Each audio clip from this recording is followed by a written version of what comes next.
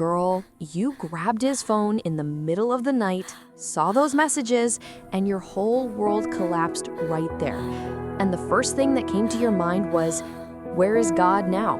I prayed so much, I was so faithful, and he let this happen? Stay with me until the end because I'm going to tell you some truths that will make everything finally make sense. And listen, this isn't some cute little motivational church talk.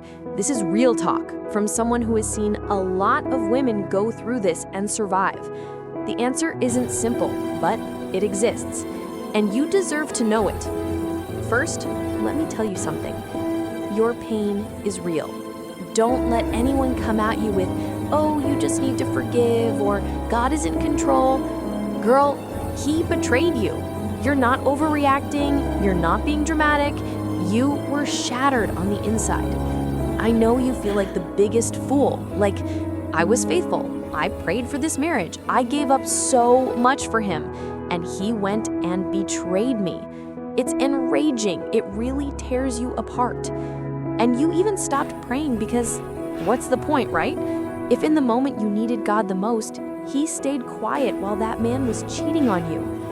But let me explain, because the answer is going to hit you in a way you don't even expect. People think being a Christian is like having a magic shield, you know? Like if I pray, behave, do everything right, nothing bad will happen to me.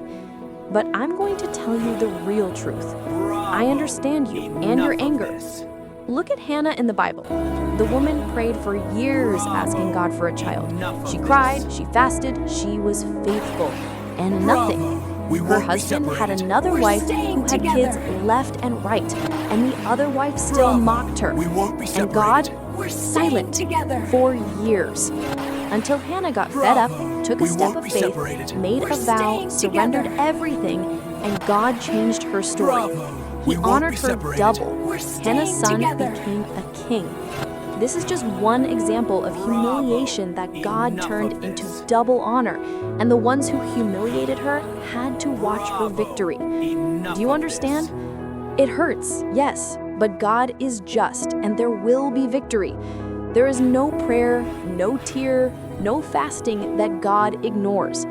Everything has a return. Everything you did, girl, for the sake of saving your marriage, it wasn't for nothing. You are the apple of God's eye. You really think he's gonna leave it like this?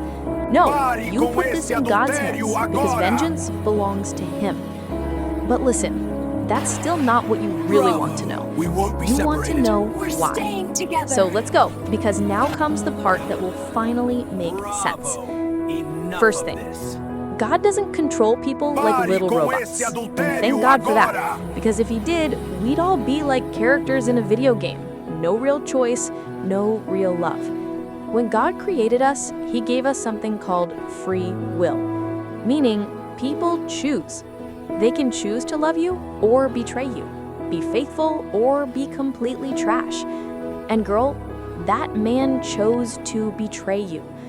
It wasn't God putting ideas in his head. It wasn't the devil forcing him.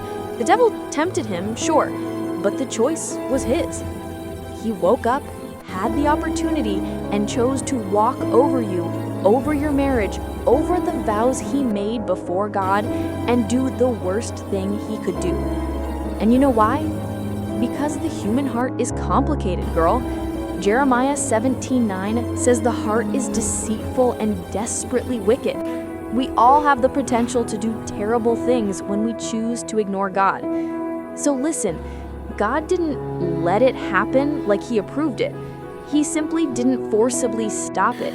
Because if he stopped every bad choice your husband wanted to make, that man would never have real freedom. And love without freedom isn't love, it's prison. But I'm sure of one thing. God warned him. God sent signs. God used people to talk to him. And you are going to find out about this. You can bet. But that man didn't listen. Second thing, and this one is going to hurt, but it's also going to set you free. What if God isn't punishing you? He's protecting you. Girl, I know you loved that man. I know you pictured a whole life with him. kids, growing old together, taking care of him when he got old. But answer me honestly, just between us, did that man deserve you? Girl, type it in the comments, I get you. Because honestly, someone who cheats, lies to your face, makes you look like a fool, breaks a vow made before God, exposes you to danger, is that really a man who should be beside you? Here's the painful truth that also sets you free. Sometimes God allows a person to reveal who they really are so you finally wake up and walk away. Because let's be real, you would have never left on your own, right? You would have stayed there, trying to fix everything, praying, believing, being strong, while he slowly destroyed you. God didn't cause the betrayal, but he used the betrayal to rip the blindfold off your eyes and give you a way out. It's like God saying, daughter, look at who you're trying to hold on to. Look at who you're asking me to restore. This man doesn't want to be restored. I'm releasing you. You deserve better. And now, here's the deepest truth, the one that's going to give you the most hope. Third thing, God sees what you don't. You're staring at chapter 3 of your life, thinking everything is over. But God is reading the whole book, and he knows the best part is coming in chapter 12. Look at Ruth in the Bible. She became a widow long. No kids, no money, no future. And back then, a woman without a husband was basically sentenced to poverty and hunger. She could have given up. She could have gone back home, angry and bitter, but she chose to trust. And what did God do? He placed her in the lineage of Jesus Christ, the great-grandmother of King David. The woman who everyone thought was done became part of the ancestry of the Savior. God took the biggest tragedy of her life and turned it into an eternal legacy. Girl, this betrayal, God is going to turn it into testimony, into strength, into purpose. You're going to help thousands of women go through what you went through. You're going to be living proof that it's possible to start over. And you know what else? This pain you're feeling right now, it's molding you. It's stripping away your illusions, showing you who you really are. A lioness, not a doormat. It's pulling you closer to God in a way that your happy days never did. But I know, you're still thinking, okay, but now what? What do I do with all this pain? Girl, first thing, feel the pain. Don't pretend you're okay. Don't walk into church with a fake smile just because Christians are supposed to be strong. Cry, scream, write, tell God you're angry. He understands. He can handle it, and he will help you. Second, cut contact.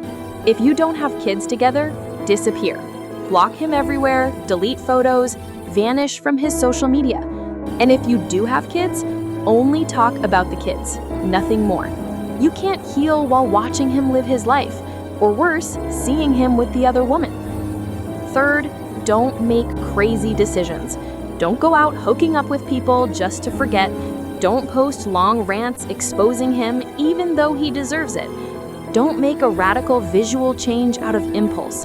Let the dust settle, girl. I'm serious. Fourth, get help. If you're comfortable, talk to your pastor, a prayer group, a therapist. It helps a lot. Invest in yourself, in your emotional health, in your inner healing. If you don't process this trauma the right way, you'll carry it into your next relationship and sabotage it. And listen, don't go back. I know he's going to come back crying, asking for forgiveness, saying she meant nothing, saying he changed, saying he's going to therapy. Don't go back. A man who cheats once will cheat again. A man who disrespected you like that does not deserve a second chance. Period. Unless, and this is rare, he proves he's born again, that he truly had a real encounter with God, and that doesn't happen overnight. Let God deal with him. Let God work. And if you ever consider going back, let it only be under those conditions, and only if God shows you he's truly transformed.